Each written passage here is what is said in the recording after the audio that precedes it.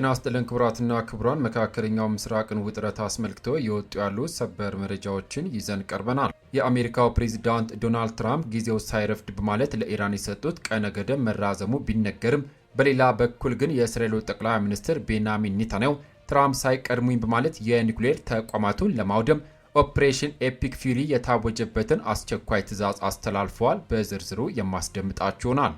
በማስከተል ክቡራን አድማጮች የኢራን ጦር በበኩሉ አሜሪካ እግረኛ ጦር ካስገባች ታሪካዊ ሲኦልን እናሳያለን በማለት ከ1 ሚሊዮን በላይ ተዋጊዎችን አሰልፏል። በሰዓቱ ይደመጣል።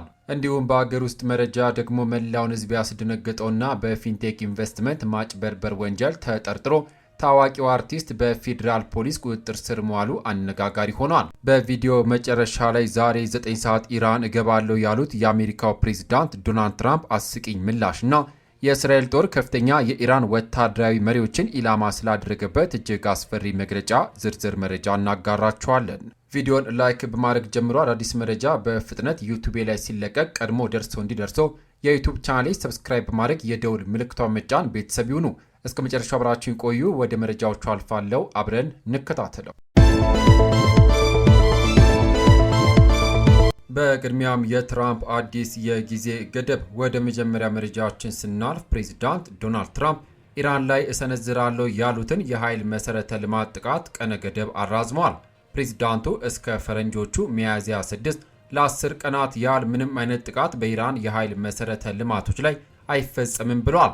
ውይይቶች በበጎ መቀጠላቸውን በትሩዝ ሶሻል ሚዲያቸው ላይ ያሰፈሩት ትራምፕ ሰኞ የ5 ቀናት ቀነ ገደብ ለኢራን መስጠታቸው ይታወሳል። የዜና እስከተጠናከረበት ሰዓት በቴህራን በኩል በጉዳዩ ላይ የተባለ ነገር የለም። ሆኖም ግን ዘለግ ባለው ጊዜ ውስጥ ቴህራን ዋሽንግተን ፖለቲካዊ መግባባት ላይ ይደርሳሉ የሚል ከፍተኛ ተስፋ ተጥሏል።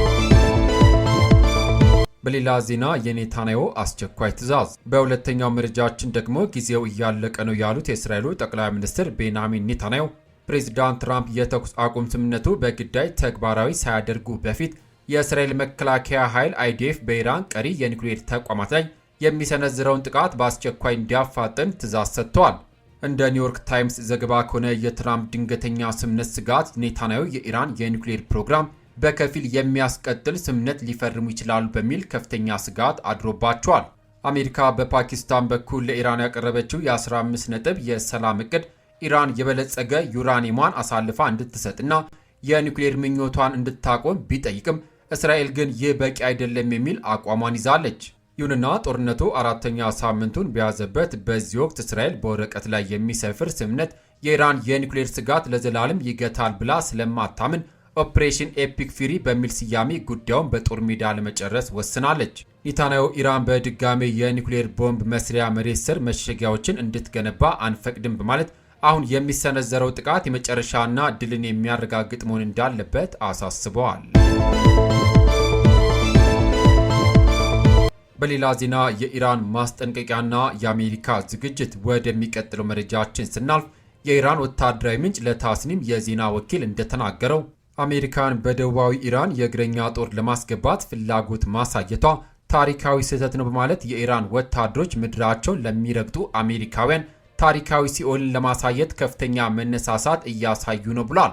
የኢራን ጦር ከ1 ሚሊዮን በላይ ተዋጊዎችን ለምድር ጦርነት ከማደራጀት በተጨማሪም እጅግ ከፍተኛ ቁጥር ያላቸው ወጣቶች በፈቃደኝነት እየተመዘገቡ ይገኛሉ። በሌላ ዜና አሜሪካ የእግረኛ ጦሯን ወደ ኢራን ልታስገባ እንደምትችል የሚያጠናክር ገለጻ ምክትል ፕሬዝዳንት ጄዲ ቫንስ ትናንት በነበራቸው የካቢኔ ስብሰባ ላይ ተናግሯል። ጄዲ ቫንስ የዶናልድ ትራምፕን ንግግር በመድገም አሜሪካ በጦርነቱ ላይ በወሰደችው እርምጃ የመደበኛው የኢራን ጦር መጥፋት ለአሜሪካ አማራጮች ይሰጣል ብሏል። ቫንስ ኢራን ከዚህ በኋላ የባህር ኃይል እንደሌላትና አሁን ላይ ጥቃት የመሰንዘር አቅማቸው እጅግ ዝቅተኛ መሆኑንም ጠቅሰዋል። በሌላ ዜና ወደ ሀገር ውስጥ መረጃ ስንመለስ የአርቲስት ሰለሞን ቦጋለ በፌዴራል ቁጥጥር ስር መዋል። ታዋቂውና ተወዳጁ አርቲስት ሰለሞን ቦጋለ በፌዴራል ፖሊስ የወንጀል ምርመራ ቢሮ በቁጥጥር ስር የዋለ ሲሆን ትናንት ሐሙስ ከሰዓት በኋላ ጉዳዩን በሚመለከተው ፍርድ ቤት ቀርቧል። አርቲስቱ ፍርድ ቤት የቀረበው ቀደም ብሎ በተመሳሳይ ወንጀል ተጠርጥረው በቁጥጥር ስር ከዋሉት እንደነ አርቲስት ሰራዊት ፍቅሬ፣ ይገረም ደጀኔ፣ ዳንኤል ተገኝና ቲክቶከር መንሱር ጀማል ጋር አብሮ ነው። የእነዚህ ታዋቂ ሰዎች መታሰር መነሻ የሆነው ባለፈው ሳምንት በፍትህ ሚኒስቴር ደጃፍ ላይ የተሰማው የፊንቴክ ኢንቨስትመንት ሰለባዎች አብዮታ ነው። ተጎጂዎቹ 950 ሺህ ብር ቅድመ ክፍያ ተቀብሎ የውሃ ሽታ የሆነውን ድርጅት አምባሳደሮችና ባለቤቶች ይጠየቁልኝ በማለት ጩኸታቸውን አሰምተዋል። ሰለሞን ቦጋለን ጨምሮ ሌሎች ተጠርጣሪዎች ለሰሩበት ማስታወቂያ ከህዝቡ በተወሰደ ገንዘብ የተገዙ መኪኖች ከፊንቴክ በነፃ ተቀብለው ሲጠቀሙ ተገኝቷል። ችሎቱ ተጠርጣሪዎቹ በዋስ ይፈቱ ወይስ በማረሚያ ቤት ይቆዩ በሚለው ላይ የመጨረሻ ብይን ለመስጠት ለዛሬ አርብ ቀጠሮ ሰጥቷል። በመጨረሻም የእስራኤሉ መከላከያ ኃይል ቃል አቀባይ ብርጋዴር ጄኔራል ኤፊ ዲፍሪን የእስራኤል ጦር የኢራን ከፍተኛ የጦር መሪዎችን ኢላማ ያደረገውን ዘመቻ አጠናክሮ እንደሚቀጥል አስታወቁ።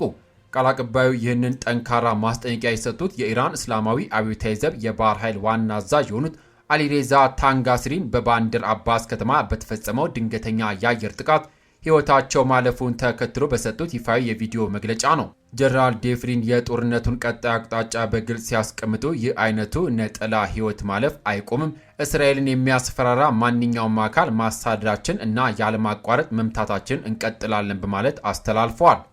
በዚሁ መግለጫቸው ላይ ቃል አቀባዩ እንዳብራሩት አሁን እየተካሄደ ባለው ጦርነት እስራኤል እስካሁን ከ1000 በላይ የሚሆኑ የኢራን የጦር መሳሪያ ማምረቻ ኢንዱስትሪዎችና ቁልፍ ማዕከላትን በቦምብ ድብደባ አውድማለች። ጥቃቱ በተለይም ሚሳኤሎችና አውዳሚ ድሮኖችና የመከላከያ ስርዓቶችን በሚያመርቱ ግዙፍ የጦር ፋብሪካዎች ላይ ያነጣጠረ መሆኑን ገልጸው ይህ የጥፋት ዘመቻ የኢንዱስትሪዎችን ንብረት ከማውደም አልፎ ለዚሁ ተቋማት በንዑስ ተቆራጭነት በሚሰሩ አካላት ላይም እንደሚደርስ አስጠንቋል።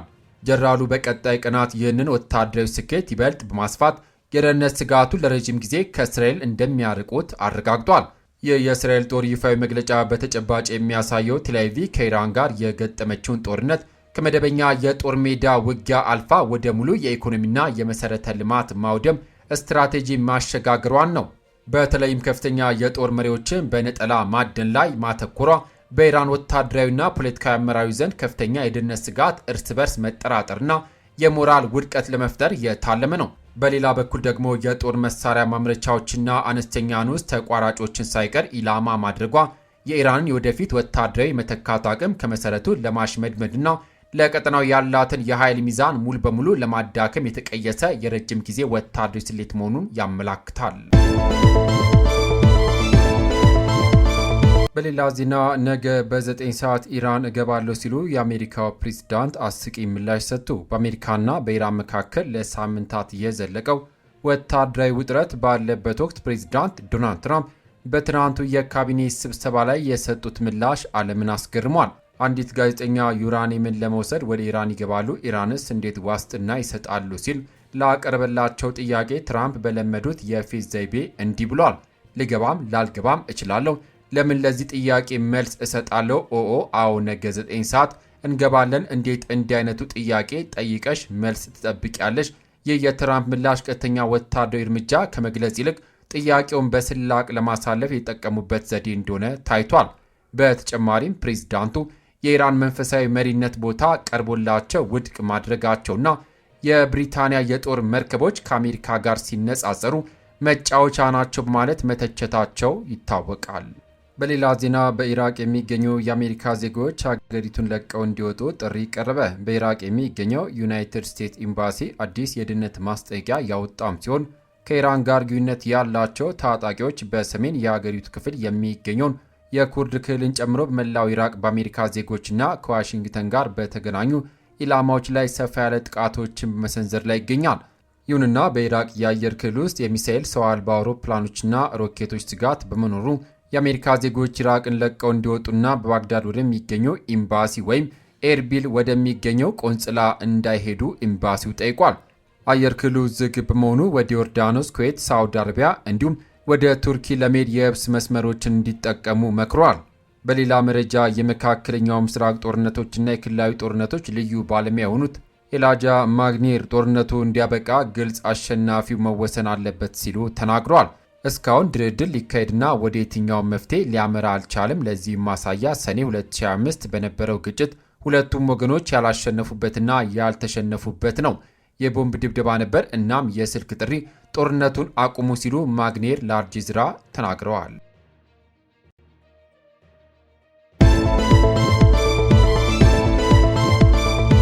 ክቡራትና ክቡራን የዩቲዩብ ቻናል ቤተሰቦች ለሰዓቱ ያስኩላችሁ ሰበር መረጃዎች እነዚህን ይመስሉ ነበር። የፕሬዝዳንት ዶናልድ ትራምፕ ድንገተኛ የጊዜ ገደብ መራዘምና የኔታንያሁ ኦፕሬሽን ኤፒክ ፊሪ የቀጠናው ውጥረት ወዴት ያመራ ይሆን? እንዲሁም የታዋቂው አርቲስት ሰለሞን ቦጋለ በቁጥጥር ስር መዋል በኪነ ጥበብ ባለሙያዎች ላይ ምን አይነት ትምህርትን ያስተላልፋል? ሀሳብ አስተያየታችሁን በኮሜንት መስጫው ላይ አጋሩን። አዳዲስ መረጃዎች ሲደርሱን ወዲያውኑ እንዲደርሷችሁ ቻናላችንን ሰብስክራይብ ካላደረጋችሁ አሁኑ ሰብስክራይብ ማድረግ የደውል ምልክቷ መጫን ዘንጉ። ከሰዓታት በኋላ በሚሰሙ በአዳዲስ መረጃ እስከምንገናኝ በያልንበት የዓለም ዳርቻ ቸር እንቆይ።